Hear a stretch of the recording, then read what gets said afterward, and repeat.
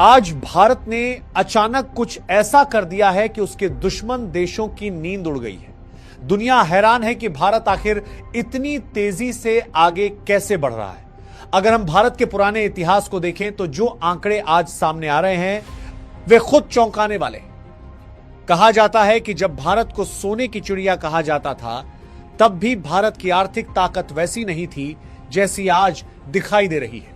आज का भारत उस दौर से बिल्कुल अलग तस्वीर पेश कर रहा है। आजादी के बाद भारत की हालत और भी मुश्किल थी। करीब 78-79 साल पहले नया आजाद हुआ भारत गरीबी से जूझ रहा था। हालात ऐसे थे कि देश का पेट भरने के लिए अमेरिका से अनाज मंगाना पड़ता था। उस समय किसी ने यह सोचा भी नहीं था कि भारत कभी दुनिया के सामने एक मजबूत आर्थिक ताकत बनकर खड़ा होगा। भारत के लिए उस दौर में 2 वक्त की रोटी भी बड़ी चुनौती थी। अब जरा 35 साल पीछे चलते हैं। साल 1991 के आसपास भारत की हालत लगभग दिवालिया जैसी हो चुकी थी। विदेशी मुद्रा भंडार इतना कम हो गया था कि कुछ हफ्तों के इंपोर्ट का भुगतान करना भी मुश्किल था। हालात ऐसे थे जैसे घर में मजबूरी आने पर गहने गिरवी रखने पड़ते हैं, ठीक उसी तरह देश को अपना सोना गिरवी रखना पड़ा। उस समय भारत एक फेल्ड स्टेट बनने की कगार पर खड़ा माना जा रहा था, लेकिन यहीं से भारत की कहानी ने करवट ली। इसके बाद जो हुआ उसने पूरी दुनिया को चौंका दिया। महज कुछ ही दशकों में भारत ने अपनी आर्थिक तस्वीर पूरी तरह बदल दी। यही बदलाव आज भारत को उस मुकाम पर ले आया है जहां दुनिया भारत को नजरअंदाज नहीं कर सकती। तो चलिए पूरी अपडेट को इस वीडियो में समझते हैं, लेकिन आगे बढ़ने से पहले इस वीडियो को एक लाइक करके चैनल को सब्सक्राइब जरूर कर लीजिए, क्योंकि हम आपके लिए हर रोज ऐसी ही खबरों का विश्लेषण लाते हैं। आज भारत का विदेशी मुद्रा भंडार उस स्तर पर पहुंच चुका है जहां उसने अपने ही सारे पुराने रिकॉर्ड तोड़ दिए हैं। हाल ही में भारत के खजाने में करीब $14 बिलियन की बड़ी बढ़ोतरी दर्ज की गई है। इस बढ़ोतरी के बाद भारत का कुल फॉरेक्स रिजर्व लगभग $723 बिलियन के पार पहुंच चुका है।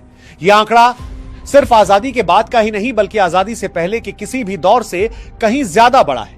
भारत ने पहली बार अपने इतिहास में इतना मजबूत खजाना खड़ा किया है।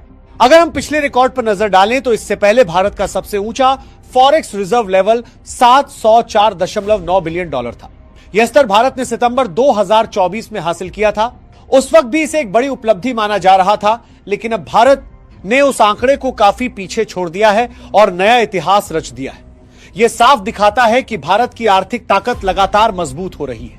एक और बेहद अहम बात यह है कि भारत का यह विदेशी मुद्रा भंडार सिर्फ डॉलर तक सीमित नहीं है। इसमें अलग अलग देशों की करेंसी के साथ साथ सोना भी शामिल है। मौजूदा आंकड़ों के मुताबिक करीब $50 बिलियन की कीमत का सोना भारत के खजाने में मौजूद है। इसका मतलब यह है कि भारत ने अपने भंडार को ज्यादा सुरक्षित और संतुलित बनाया है ताकि किसी भी वैश्विक संकट में देश को झटका न लगे। जिस तेजी से भारत का फॉरेक्स रिजर्व आगे बढ़ रहा है उसे देखकर जानकारों का कहना है कि आने वाले 1 से 1.5 महीने में यह $750 बिलियन के करीब पहुंच सकता है। अगर यही रफ्तार बनी रही तो साल के अंत तक यह आंकड़ा $800 बिलियन को भी पार कर सकता है। यानी भारत का खजाना बहुत तेजी से $1 ट्रिलियन की दिशा में बढ़ रहा है और यही बात दुनिया का ध्यान भारत की तरफ खींच रही है। अब इस खजाने की असली ताकत को समझने के लिए हमें इसे वैश्विक स्तर पर देखना होगा। जब दुनिया के दूसरे देशों की अर्थव्यवस्थाओं से भारत के फॉरेक्स रिजर्व की तुलना होती है तो तस्वीर और भी चौंकाने वाली नजर आती है। इसी तुलना से पता चलता है कि भारत आज किस लेवल की आर्थिक शक्ति बन चुका है और इसका असर आम आदमी की जिंदगी पर कैसे पड़ता है। सबसे पहले समझते हैं कि $723 बिलियन का यह खजाना असल में कितना बड़ा है और इसका मतलब क्या निकलता है। दुनिया में कुल 193 देश संयुक्त राष्ट्र में शामिल हैं। इन 193 देशों में से सिर्फ करीब 20 ऐसे देश हैं जिनकी पूरी जीडीपी यानी कुल अर्थव्यवस्था $700 बिलियन से ज्यादा है। इसका सीधा मतलब यह है कि दुनिया के करीब 173 देशों की पूरी अर्थव्यवस्था से ज्यादा पैसा अकेले भारत के खजाने में मौजूद है। यह आंकड़ा अपने आप में भारत की ताकत को साफ दिखाता। अगर इसे आसान भाषा में समझे तो भारत के पास इतना पैसा है कि वह कई देशों की पूरी अर्थव्यवस्था को सैद्धांतिक रूप से नकद में खरीद सकता है। उदाहरण के तौर पर नेपाल की पूरी जीडीपी को भारत करीब 16 बार कैश में खरीद सकता है। पाकिस्तान की बात करें तो उसकी पूरी अर्थव्यवस्था को भारत 2 बार खरीद सकता है और उसके बाद भी भारत के पास पैसा बचा रहेगा। यह कोई भावनात्मक बात नहीं बल्कि कागज पर मौजूद ठोस आंकड़ों की सच्चाई है। अब अगर हम विकसित देशों की तरफ नजर डालें तो तस्वीर और भी चौंकाने वाली बन जाती है। न्यूजीलैंड जैसी विकसित अर्थव्यवस्था की पूरी जीडीपी को भारत करीब 3 बार खरीद सकता है। फिनलैंड की अर्थव्यवस्था को भारत 2 बार खरीदने की क्षमता रखता है। पुर्तगाल जैसे देश की जीडीपी को भी भारत 2 बार से ज्यादा खरीदा जा सकता है।